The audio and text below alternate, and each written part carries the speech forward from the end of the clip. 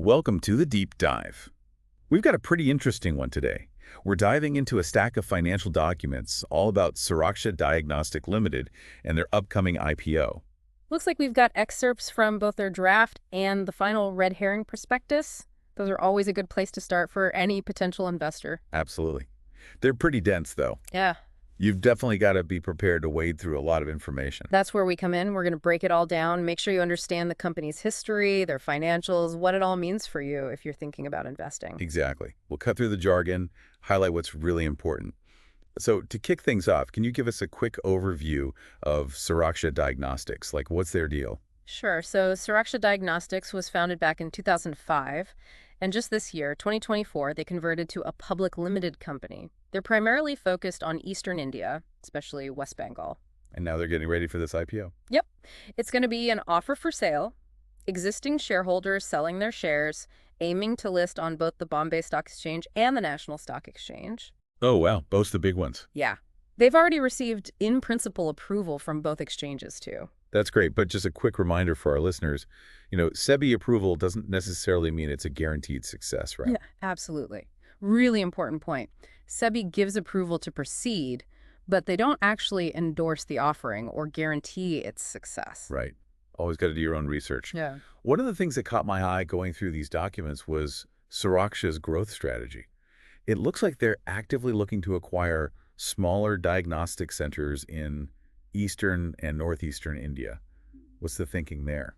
It's a smart move, honestly. They're part of a larger trend we're seeing in the industry towards consolidation, larger players acquiring smaller ones to expand their reach. And Suraksha is trying to capitalize on that. Especially in a market as fragmented as Eastern India. Exactly. So it's almost like you're not just investing in one company, you're investing in a company that's positioning itself for potentially a lot more growth. That's a good way to put it. All right, so let's get into the nitty-gritty here. What can you tell us about Suraksha's financial performance? Well, when you look at the financials, one of the first things you notice is a pattern of growth. Their revenue has been increasing steadily over the past few years, and their profitability, measured using EBITDA, is looking pretty healthy. Okay, hold on. For our listeners who maybe aren't financial experts, could you quickly explain what EBITDA is? Of course, EBITDA stands for earnings before interest, taxes, depreciation, and amortization. Basically, it's a way to measure a company's operating profitability without factoring in things like debt and accounting decisions. Gotcha. Thanks for clarifying that. Makes a lot more sense. Now, these financial documents cover a period that includes the COVID-19 pandemic. Did that have a significant impact on Suraksha's numbers? It definitely did. In 2022 and 2023, a good chunk of their revenue actually came from COVID-related tests. Oh, wow. I didn't realize it was that much. Yeah, so now that demand for those tests has decreased, it does raise the question of how sustainable their growth will be moving forward. So you really got to look beyond just the revenue numbers, huh? And understand what's actually driving the business. Absolutely. Okay, cool. Let's talk about Suraksha's business model now. What sets them apart from the competition? What are they doing that's different? One thing that really stands out is their strong focus on B2C. In fact, a whopping 93.83% of the revenue in fiscal 2024 came directly from individual patients. Wow, that's a lot higher than I expected. Most of their competitors seem to have a more balanced mix of B2C and B2B. Exactly. Companies like Metropolis and Agilus, they're much more focused on serving hospitals and institutions. Yeah. But Suraksha is really going all in on that individual patient market. Interesting. So how are they targeting those individual patients? What's their secret sauce? One thing they do is they have these integrated polyclinic chambers right within their diagnostic centers. Oh, wow, that's convenient. Yeah, so it's a one-stop solution for patients. With over 750 consulting doctors in their network, they're basically offering a mini hospital experience. That's pretty smart. Makes it way easier for patients to get everything done in one place. And it seems to be working. Their average revenue per patient is actually higher than some competitors who are more B2B focused. Makes sense if they're capturing a larger share of spending from each individual. Exactly. We touched on this earlier, but I want to go back to Suraksha's focus on Eastern India. Why is that such a key part of their strategy?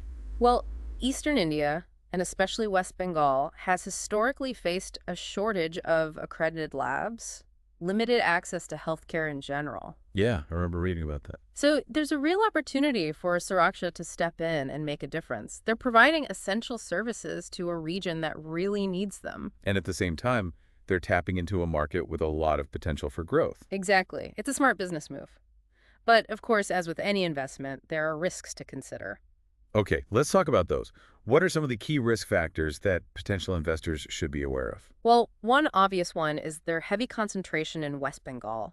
If the state's economy suffers, Suraksha will likely feel the impact too. That makes sense. You're putting a lot of eggs in one basket, so to speak. Right. Another risk is their reliance on franchisees. Oh, yeah, we saw that in the documents. While this model allows for rapid expansion, it can also make it harder to maintain quality control and consistency across all locations. Especially in the healthcare industry, where quality is so important.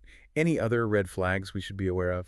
Attracting and retaining skilled personnel is always a challenge, especially in smaller cities where Suraksha is expanding. So they might have the demand, but not the staff to meet it. Exactly. And then, of course, the healthcare industry is heavily regulated. Any changes in regulations, especially regarding pricing or licensing, could really impact their profitability. That's true for pretty much any healthcare company, though. Right. Yeah. But still something to keep in mind. Then there's one more thing I think is worth mentioning. Suraksha has a history of non-compliance with certain regulations, specifically those outlined in the Companies Act. Oh, that's not good. What happened there? There were a few instances where they didn't fully comply, which led to compounding of offenses. Yikes. Not exactly what you want to see. No, not at all. They've addressed these issues now, but it does raise questions about their management and their commitment to following the rules. Definitely something for investors to dig into a bit deeper. Absolutely. Even though it's been resolved, past behavior can sometimes be an indicator of future problems. All right, so we've covered a lot of ground here. We talked about Suraksha's history, their upcoming IPO, their growth strategy, their financials, their business model, and some of the risks involved. Now let's shift our focus to the people behind the company. Who are the key players driving Suraksha's success? The two main promoters leading the charge are Dr. Somnath Chatterjee and Ritu Mittal. Dr. Chatterjee has been with Suraksha since the very beginning, brings a wealth of experience in the diagnostics industry. So he's the science guy. Exactly. Ritu Mittal joined in 2007, and she's been instrumental in their expansion and strategic initiatives. So she's more the business mind. Yeah, you could say that. It seems like they've got a good mix of experience there. What about ownership in the company? How will that be affected by the IPO? As with most IPOs, the existing shareholder stake will be diluted after the offering, but they'll still retain a significant portion. Another major shareholder to watch is Orbimed Asia II, Mauritius Limited, a private equity firm. They currently hold a sizable stake in Suraksha. I believe those shares are subject to a lock-in period, right? Yep, that's right. Both the existing shares and those being offered in the IPO have lock-in periods. Can you quickly explain why that is? Sure. These lock-in periods, which can range from a few months to a year depending on the shareholder, help stabilize the share price in those initial months after the IPO. It provides some confidence to new investors, knowing there won't be a sudden flood of shares hitting the market. So it creates a more stable environment for everyone involved. Yeah. Makes sense. Okay, so we've got a company with a strong track record, operating in a growing region, led by experienced management, and backed by a pretty reputable private equity firm. Seems like there's a lot to be excited about, but we've also identified some risks that need to be considered. It's never a simple equation when it comes to investing, right? Never is. It's always about weighing those potential rewards against the potential risks. But hopefully we've given you a solid foundation to start your own deeper dive into Suraksha Diagnostics. Exactly. We've covered a lot of ground just in this first part of our deep dive, but there's still more to explore. Don't go anywhere, because in the next part, we're going to be taking an even closer look at some of the more intriguing aspects of Suraksha's story and what they might mean for you as a potential investor. Welcome back. Ready to dig a little deeper into Suraksha Diagnostics? Definitely. In the last part, we touched on their focus on Eastern India, which is kind of interesting, right? It's a region that doesn't have the best healthcare infrastructure. Yeah, it's a key part of their story, for sure. The data shows that Eastern India just has a lower share of accredited labs compared to other parts of the country. So they're relying more on those smaller, standalone diagnostic centers? Exactly. And those smaller centers, they often struggle to provide the same level of quality and consistency as a bigger player like Suraksha. So Suraksha's kind of stepping in to fill that void, offering a higher standard of care, a broader range of services. That's the idea, and that's where their acquisition strategy comes in. By acquiring those smaller centers, they can expand their network quickly, bring their expertise to more patients. It's a classic consolidation play, huh? Exactly. It's a fragmented market, ripe for the taking. Makes sense. It's like they're building a healthcare empire in Eastern India. But it's not just about acquisitions, is it? They're also really going after those individual patients with their B2C approach. It's a great observation. They're tapping into this growing trend of patients being more proactive about their health care. People are more aware of the importance of early detection, preventative care, And they're willing to pay out of pocket for those services. especially as healthcare costs keep going up. Exactly. Accessing quality care is getting harder, so people are taking charge of their own health. And Suraksha's catering to that, providing that peace of mind. Precisely. And their polyclinic model plays right into that. By offering consultations with specialists right there in their diagnostic centers, it's so much more convenient for patients. It's like a one-stop shop. Get your tests done, see a specialist, get treatment recommendations, all in one place. It's a compelling value proposition for sure, and it seems to be working. If you look at their average revenue per patient, it's higher than some of their competitors who are more focused on that B2B segment. So they're really able to capture a bigger chunk of spending from those individual patients. It speaks to their brand reputation, the trust they've built. Definitely. Now, we talked earlier about the impact of COVID-19 on their financials, and I remember we kind of flagged that as a potential risk factor. Right, because that revenue from COVID-related tests was pretty significant in 2022 and 2023. So how has that revenue stream subsided? Are they still relying on those COVID tests? It's a crucial question for any investor. It's important to look beyond that temporary bump and analyze their performance without it. So how do their financials look if we take out those COVID-related numbers? Even without it, Suraksha still shows a solid growth trajectory. Their core business seems strong, and they're well-positioned for long-term growth in the diagnostics market. That's reassuring. It means they're not a one-trick pony, so to speak. Exactly. But of course, as with any investment, there are risks to consider. Right. We talked about some of those already. Their regional concentration, the reliance on franchisees, the difficulty of finding and keeping good employees. It's a lot to think about. Absolutely. It's essential to do your due diligence, understand both the upsides and the downsides. And speaking of due diligence, there's one more thing we should touch on. It's those past regulatory issues with the Companies Act. Oh, right. We briefly mentioned those earlier. Mm. I'm curious to learn more. What exactly happened there? Well, there were instances where Suraksha wasn't fully compliant with certain regulations, which resulted in, well, some offenses being compounded, which isn't ideal. Not ideal at all. Can you elaborate on what those offenses were and how did they address them? The specifics are in the prospectus, but basically they didn't quite follow all the reporting and procedural requirements. Now, it's important to note that they have taken steps to fix these issues and improve their compliance procedures. Okay, but even though they've addressed those past issues, it's still a bit of a red flag, isn't it? It's definitely something investors should look into. Growing companies often have growing pains, but it's crucial to understand the nature of those past issues and how they're preventing them from happening again. So transparency is key here. If Suraksha is upfront about their past mistakes and shows they're serious about compliance, it might ease some concerns. Absolutely. And from what I've seen, they've been pretty transparent about it. They've outlined the steps they've taken to improve. Okay, that's good to hear. I'll definitely be checking out those disclosures. Now let's zoom out a bit. What are some of the bigger trends shaping the diagnostics market in India? One of the biggest is the growing gap in healthcare access between urban and rural areas. Healthcare costs are rising, specialized services are concentrated in cities, and rural communities get left behind. That's a huge problem. Mm. What can companies like Suraksha do about it? They can play a vital role, expanding into rural areas, bringing essential services to underserved populations. It's not just about profits, it's about social impact. And I bet it's a smart business move, too. There's a massive untapped market in rural India. You got it. Another trend is the rise of online diagnostic platforms. Oh, interesting. That could be a disruption to Suraksha's model, right? It's something they need to watch, for sure. Hmm.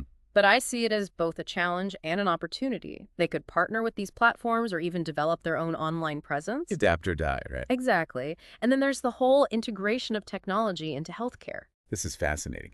AI, machine learning, big data, it's changing everything. Right. In diagnostics, we're seeing AI systems that can analyze images, detect abnormalities, even assist with diagnoses. Wow, it's like having a superpowered doctor. And this is just the beginning.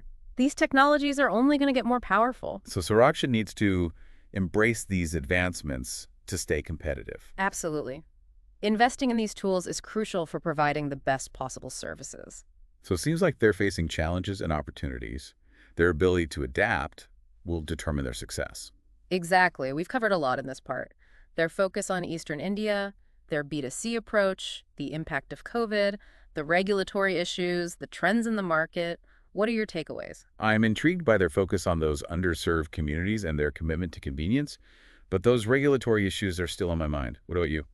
I'm fascinated by the growth potential in Eastern India. It's ripe for disruption, but I'm curious to see how they handle online platforms and those tech advancements. Adaptability is key. Lots to think about. We'll delve into Suraksha's management team and shareholding structure in the final part. Stay tuned. All right, welcome back to the deep dive. We're on the final leg of our journey into Suraksha Diagnostics. That's right. We've gone through their financials, their business model, even looked at the competition. Now it's time to meet the people behind the curtain. Exactly. The management team, the shareholding structure, all that good stuff gives you a better sense of where the company is headed. Absolutely. So let's start with the key players at Suraksha. We know Dr. Somnath Chatterjee and Ritu Mittal are the two main promoters. What can you tell us about their experience? Fill us in. Well, Dr. Chatterjee is one of the founders, so he's been with Suraksha since the very beginning. Yeah? He's a pathologist by training, has a ton of expertise in the diagnostics industry. Makes sense to have someone with that background leading a diagnostics company, right? Exactly. You want someone at the helm who knows the business inside and out. Then you've got Ritu Mittal, the CEO and joint managing director. What's her story? She came on board in 2007 with a background in finance and operations. She's been a driving force behind their expansion and strategic moves. So you've got the science guy and the business mind. Seems like a good balance. Definitely. A solid leadership team. Any other notable figures in the management team?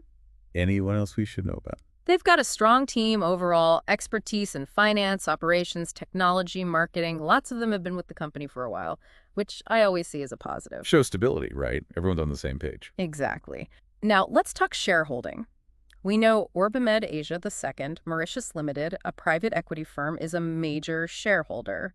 How are they involved with Suraksha? Yeah, what's their deal? It's a pretty significant involvement. They first invested back in 2016 and have been steadily increasing their stake. They've got representatives on the board actively involved in strategic decisions. Having a big name like OrbiMed definitely adds credibility. Absolutely. They wouldn't be involved if they didn't see potential. Yeah. Now, one thing to mention is that OrbiMed, along with some promoters, have pledged some of their shares. Hold on, share pledging. I'm not really sure what that means. It basically means using those shares as collateral for a loan. Okay. So is that something investors should be worried about? It's not uncommon, especially for promoters who might need to raise funds. It's not necessarily a red flag, but it's worth understanding the reasons behind it. So why is Suraksha doing it? In their case, the pledged shares are a relatively small portion of the total, and the reasons seem to be related to business expansion and personal financial planning. Okay, so nothing too crazy. It's good to know that they're transparent about it, though. Definitely. Transparency is key. We talked about lock-in periods earlier for existing shares and those being offered in the IPO. Can you remind us why those are in place? Refresh my memory. Those lock-in periods, which can be a few months to a year, prevent a huge sell-off right after the IPO, helps stabilize the share price, gives new investors some confidence. Right. Prevents things from getting too volatile. So let's wrap this up. We've learned a lot about Suraksha Diagnostics. What's the big takeaway here? We've got a company with a good growth story, operating in a market that's expanding. They've got a solid management team, backing from a reputable firm, and a decent track record. They're doing a lot of things right. But, like we talk about, there are some risks to consider. Those past regulatory issues, the competition. It's all a balancing act, right? Exactly. Weighing those rewards against the risks. It's up to each investor to decide if Suraksha aligns with their goals and risk tolerance. Couldn't have said it better myself. We've given you the information, the tools. Now it's your turn to do your research and make that decision. Absolutely. What really stood out to you from this deep dive? Personally, I'm interested in how the changing healthcare landscape in India will impact Suraksha government initiatives, telemedicine, all that. How will they adapt? It's a question worth exploring. That's a great point. Our listeners should think about that too. How might those things impact a company like Suraksha? Could be a threat, could be an opportunity, something to ponder. Definitely. Well, thanks for joining us on this deep dive into Suraksha Diagnostics. Hope you found it useful. We did our best. And remember, everyone, do your own research, make informed decisions. Happy investing.